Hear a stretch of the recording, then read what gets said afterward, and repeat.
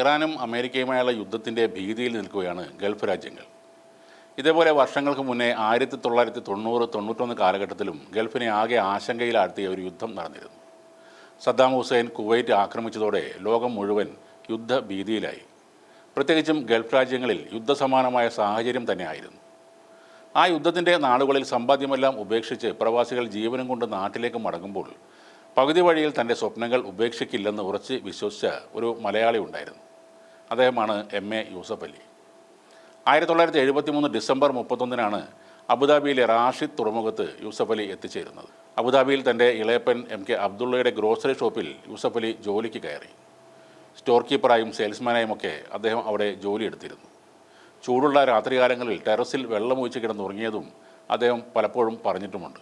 അങ്ങനെ 90കളുടെ തുടക്കത്തിൽ തൻ്റെ ആദ്യത്തെ ഹൈപ്പർ മാർക്കറ്റിൻ്റെ നിർമ്മാണം നടക്കുമ്പോഴാണ് ഗൾഫ് യുദ്ധം പൊട്ടിപ്പുറപ്പെടുന്നത്. എല്ലാവരും പേടിച്ച് നാട് വിട്ടു പോകുമ്പോഴും യൂസഫ് അലി തൻ്റെ സംരംഭത്തിൽ നിന്നും പിന്തിരിഞ്ഞില്ല. ആ അവസരത്തിലും പുതിയ സ്ഥാപനവുമായി മുന്നോട്ട് പോകാനുള്ള ധൈര്യം UAE രാഷ്ട്രപിതാവ് ഷെയ്ഖ് സായിദിൻ്റെ ശ്രദ്ധയിൽപ്പെടുകയുണ്ടായി. തൻ്റെ കൊട്ടാരത്തിലേക്ക് വിളിച്ചു വരുത്തിയ യൂസഫ് അലിയോട് ഷെയ്ഖ് സായിദ് ചോദിച്ചത്, എന്തിനാണ് ഈ യുദ്ധകാലത്ത് നിങ്ങളിങ്ങനെ പണം മുടക്കുന്നത് എന്നാണ്. ദാനശീലനായ അങ്ങ് നാടിൻ്റെ ഭരണാധികാരിയായിരിക്കുമ്പോൾ അള്ളാഹു ഈ നാടിനെ കൈവിടില്ല എന്നായിരുന്നു യൂസഫ് അലിയുടെ മറുപടി. ആ മറുപടി ഷെയ്ഖ് സായിദിനെ സന്തോഷിപ്പിക്കുകയും പിന്നീട് യൂസഫ് അലിക്ക് എല്ലാവിധ പിന്തുണയും അദ്ദേഹം ഉറപ്പു നൽകുകയും ചെയ്തു. അങ്ങനെയാണ് ലുലു എന്ന ഒരു ബ്രാൻഡ് ഉണ്ടാകുന്നത്. പിന്നീട് കണ്ടത് ലുലുവിൻ്റെ വളർച്ചയായിരുന്നു. UAE നിന്ന് ഖത്തർ, കുവൈറ്റ്, സൗദി അറേബ്യ തുടങ്ങിയ ഗൾഫ് നാടുകളിലേക്കും പിന്നീട് ഇന്ത്യയിലും ലോകത്തിൻ്റെ വിവിധ ഭാഗങ്ങളിലേക്കും ലുലു പടർന്നു പന്തലിച്ചു. കൊച്ചിയിലെ ലുലു മാൾ കേരളത്തിലെ ഷോപ്പിംഗ് സംസ്കാരത്തെ തന്നെ മാറ്റിമറിച്ച ഒന്നാണ്.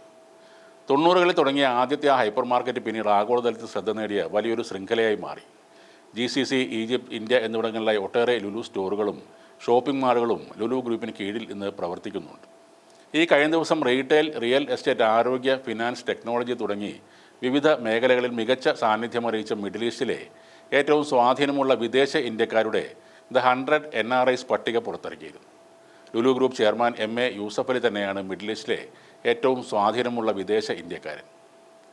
ജെംസ് എഡ്യൂക്കേഷൻ ഗ്രൂപ്പ് സ്ഥാപകനും എക്സിക്യൂട്ടീവ് ചെയർമാനുമായ Sunny Varkey, Dubai Islamic bank group CEO doctor Adnan Chilwan, Aster DM health care സ്ഥാപകൻ doctor Azad Moopen, Burjeel holding സ്ഥാപകനും ചെയർമാനുമായ ഡോക്ടർ ഷംഷീർ വയലിൽ എന്നിവരും ആദ്യ 5-ൽ ഇടം നേടിയിട്ടുണ്ട്.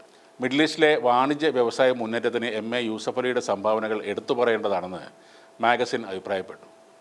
പ്രൊഫഷണലായ റീറ്റെയിൽ സംവിധാനമാണ് ലുലു മിഡിൽ ഈസ്റ്റിൽ നടപ്പിലാക്കിയത്. മേഖലയുടെ പ്രാദേശിക വളർച്ചയ്ക്കൊപ്പം മികച്ച തൊഴിലവസരങ്ങളും ഭക്ഷ്യ സുരക്ഷാ നയങ്ങളുമാണ് യാഥാർത്ഥ്യമായതെന്നും ആ സമിതി വിലയിരുത്തി.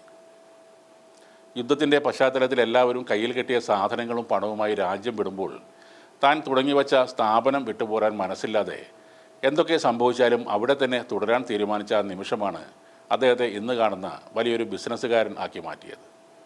കൂടാതെ ആ ഭരണാധികാരി ചോദിച്ച ആ ചോദ്യത്തിന് നൽകിയ ഉത്തരവും കൃത്യമായിരുന്നു. ഒരാളുടെ സമയം മാറിമറിയാൻ അധികം നാളുകളൊന്നും വേണ്ട. ചിലപ്പോൾ ഇതുപോലുള്ള ചില നിമിഷങ്ങൾ മാത്രം മതിയാകും.